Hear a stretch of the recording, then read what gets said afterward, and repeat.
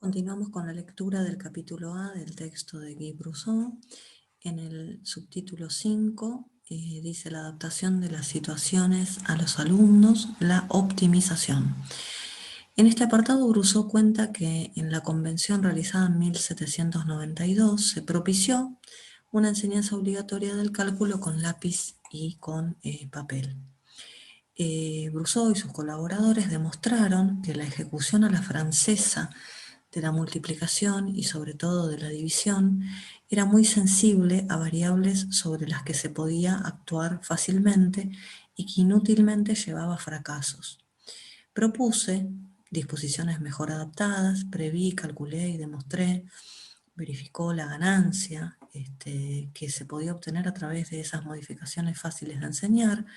Él se refiere a los algoritmos de la multiplicación per gelosía y otros algoritmos de la división, ¿sí? Que a pesar de que ambos resultados fueron difundidos en publicaciones y jornadas destinadas a docentes, no se introdujeron en el sistema educativo por vías institucionales.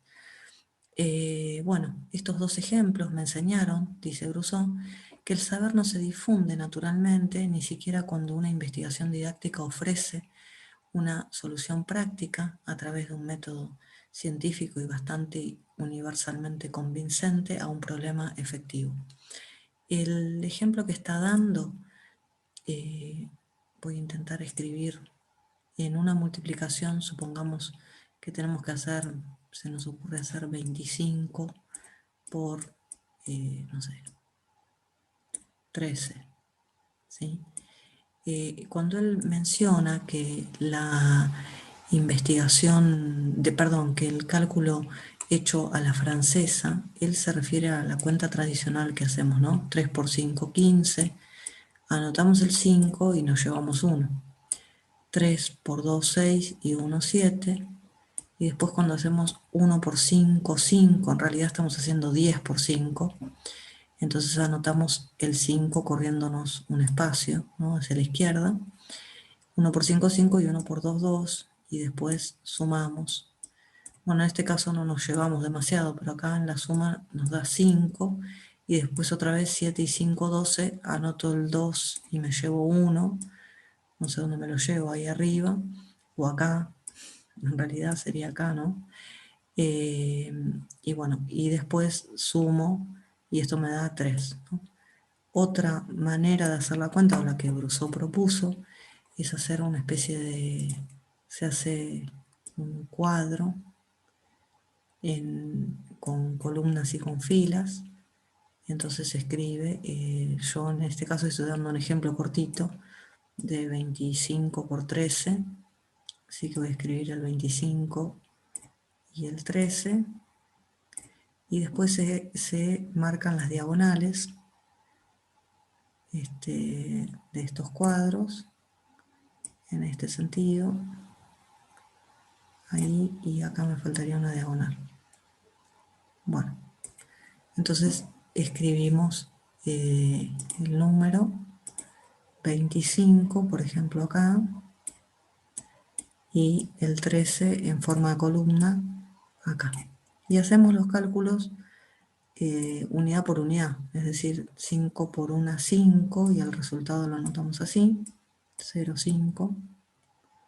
Bueno, y dice 0,5, 2 por 1, 2, así que anoto 0,2. Y después 5 por 3, 15, anotamos el 15 acá. Y 2 por 3, 6. Y ahí lo que nos queda es sumar siguiendo las diagonales. Es decir, en este primer sector tendríamos solamente el 5, ¿no? Debajo de esta línea diagonal solamente quedó 5. En esta sumamos el 5, el 1 y el 6, nos da 12. Así que anotamos el 2 y nos llevamos una para la siguiente diagonal. Acá tenemos ese 1 que nos llevamos, más 2, 3. ¿No? Nos dio 3, que iría anotado por acá. Y después acá, en este caso nos da 0. ¿Sí? Bueno, entonces el resultado se lee en este sentido, 325. Queda un poco desprolijo como yo lo dibujé, pero bueno. También hice un ejemplo en un archivo que les adjunté a la clase. Bueno, voy a continuar. Esto es lo que mostró Brousseau, que calcular de esta manera tenía ventajas, así en este cuadrito, en esta disposición, en comparación con el cálculo hecho de esta forma. Con 2 cifras no se aprecia tanto la diferencia. Si ustedes hacen un cálculo con 3 o con 4 cifras, o sea, cuanto más grandes son los factores, se nota muchísimo más la conveniencia que señala Brousseau y sus colaboradores. Bueno, continúo con la lección. Con la lectura, perdón. El ítem 6 se denomina la adaptación de los alumnos a las situaciones, los saltos y los obstáculos. Las variantes de una situación relativa a un mismo saber matemático pueden presentar grandes diferencias de complejidad y en consecuencia conducir a estrategias óptimas diferentes y también a maneras diferentes de conocer un mismo saber. El costo del reconocimiento directo, a ojo, a primera vista, por ejemplo, del número de elementos de una colección crece muy rápidamente. Más allá de 5 hay que estructurar y enumerar la colección. La estructura aditiva encuentra bastante rápidamente sus límites y si uno debe utilizar con frecuencia grandes cantidades, hay que adaptar el sistema de numeración.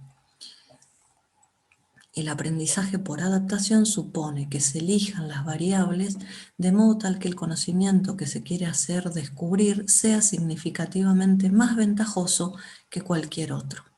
La progresión a través de saltos informacionales, es decir, a través de modificaciones de una variable didáctica, donde se proponen características informacionales lo suficientemente diferentes como para que surja un cambio de método. Y acá está el esquema del costo del conocimiento y la variable de complejidad. Concepciones y adaptaciones. Cada manera organizada pero particular de tratar una noción matemática constituye lo que llamamos una concepción. El pasaje de un conocimiento a otro dentro de una misma concepción no es costoso. El aprendizaje tampoco, porque corresponde a lo que Piaget identifica como una asimilación. El pasaje de una concepción a otra es más difícil porque corresponde a un cambio importante de repertorio.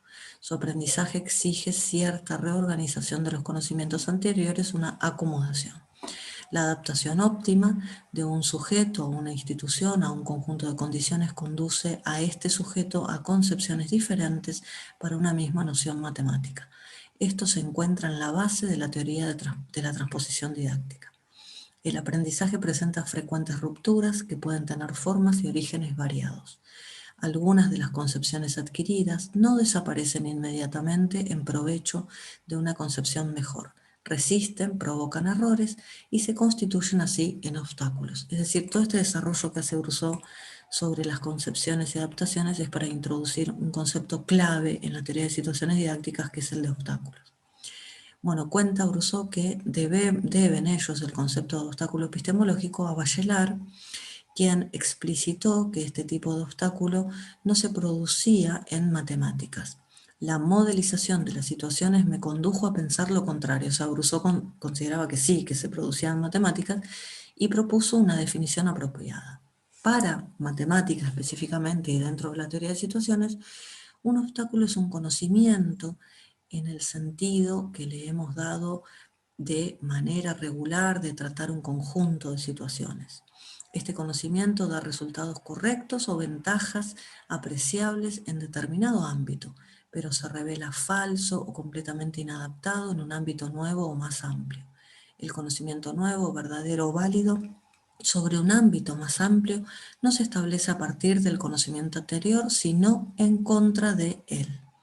Aparecen entonces casi necesariamente en la génesis de un saber, ya sea en una génesis histórica o didáctica. El obstáculo no desaparece con el aprendizaje de un nuevo conocimiento, por el contrario, opone resistencia a su adquisición, a su comprensión, frena su aplicación, subsiste en estado latente y reaparece de forma imprevista, en especial en su ámbito anterior, cuando las circunstancias lo permiten. Hay que rechazarlo explícitamente, integrar su negación en el aprendizaje de un conocimiento nuevo, particularmente bajo la forma de contraejemplos. En este sentido es constitutivo del saber. Bueno, algunos ejemplos que da Brousseau: el alumno que tuvo que comprender que el producto de números naturales mayores que 1 es una repetición de sumas y, en consecuencia, es más grande que cada factor, no accede fácilmente a interpretar y utilizar 0,2 por 0,3 igual a 0,06. Acá está mal el resultado, ¿no? Porque son 2 décimos por 3 décimos, me da 6 centésimos. Tampoco el alumno aprende a distinguir el número natural 4, que tenía un antecesor, del mismo número 4, ahora decimal, que no lo tiene, ¿no? Si nosotros pensamos el 4 en n, en los naturales, podemos ver el antecesor y el siguiente, ¿no? El 3 y el 5, pero si lo pensamos en los racionales no va a existir ese antecesor, por ejemplo.